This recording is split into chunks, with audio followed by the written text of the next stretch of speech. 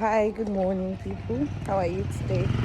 Okay, so today I'm just going to be talking about people pleasing and how it can actually affect your productivity.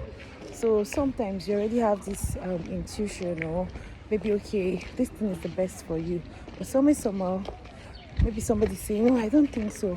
So while it's okay to get counsel from people, I also think that you should know when you think what you're saying is right or wrong, or when you think, oh, let me go for what this person is saying. So I'll just paint an instance. I remember when I already had in mind that I wanted to take somebody to assist in the house.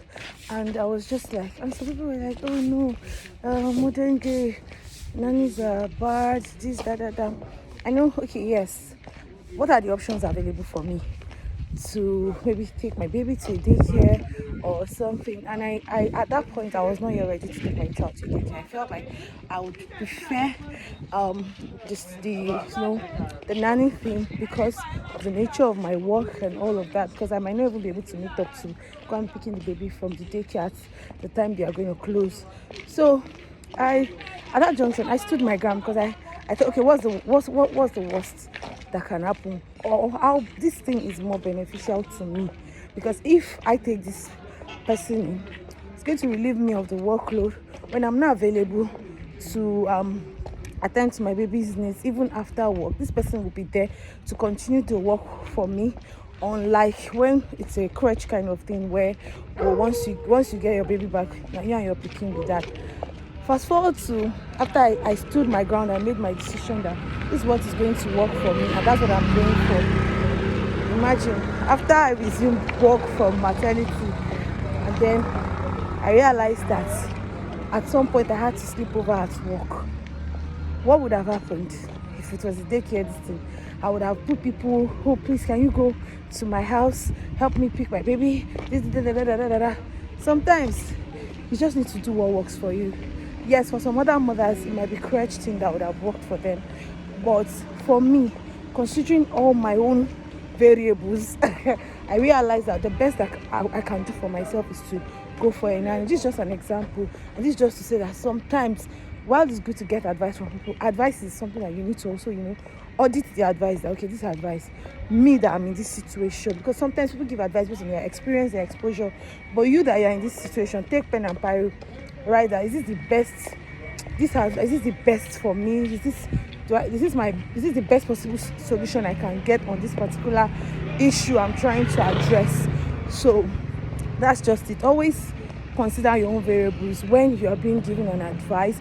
Don't I think I'm even tilted towards people pleasing is what I'm trying to say. Sometimes do what works for you. While you get guidance from people and all of that, look at it in light of it. Don't always say because someone has said, oh, this, you must always do it that way. You have to think about your own happiness first. Is this going to make you happy? I knew that getting a living nanny for me is going to make me happy. Because it will relieve me stress, especially because of the kind of job that I do, that I come very late sometimes. So that's what's going to make me happy. So regardless of what maybe other things that people might be saying, I just felt like, no, this is what I'm going to go for. And I prayerfully spoke to God about it. And God's guidance on that too. So mothers out there, this is just my own experience. Like I said, if there's anything that you think you want to do for your child, and you are sure that it is okay for you to do for your child, you've done all your whatever investigation, background check, blah blah blah blah blah blah blah, please go ahead, because at the end of the day you matter. Imagine when I had to sleep over at work now, and I had to start calling people, oh please, okay, what if I don't even have any family member around? How would I have been able to do it? Because I had a living nanny, I don't even have to bother. When the way things are going, I have to sleep over at work, then it's fine. I was not even so bothered. Unlike if my baby was at crèche, I have to start thinking of someone to get me pick and all. So that's just me cheering mothers on and telling you to go for what works for you. Don't be a people pleaser. Yeah. Enjoy.